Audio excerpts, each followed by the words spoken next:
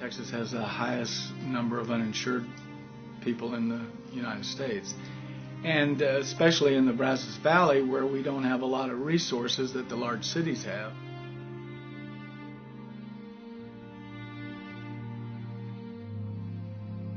And I found out by working here that there are a lot of people that need help.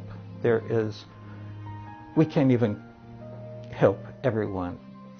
I'm on about 17 or 18 prescription drugs and suffering from diabetes, high blood pressure, congestive heart failure. That's the reason why I was on partial disability.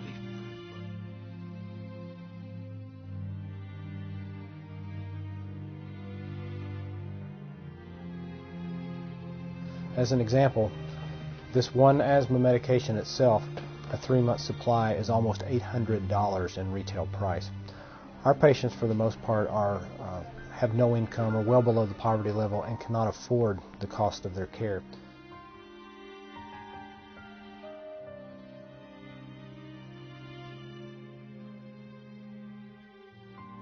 But when I lost Medicaid, I fell into a 3.5-year hole before I would be eligible for Medicare. Right.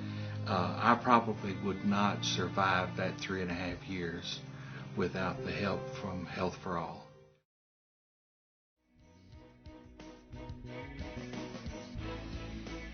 It has empowered a lot of the patients who normally had given up on chronic disease states, for example, diabetes, hypertension, which provides higher risk of stroke.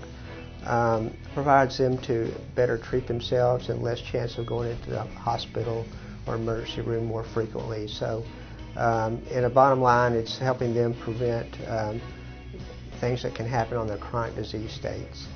Through the generous support of the pharmaceutical companies, we are able to obtain these medications from the pharmaceutical companies for individual patients to support their chronic disease, relieve their suffering and burden, decrease their hospitalizations, and in the long term, decrease the cost to the individual and the community.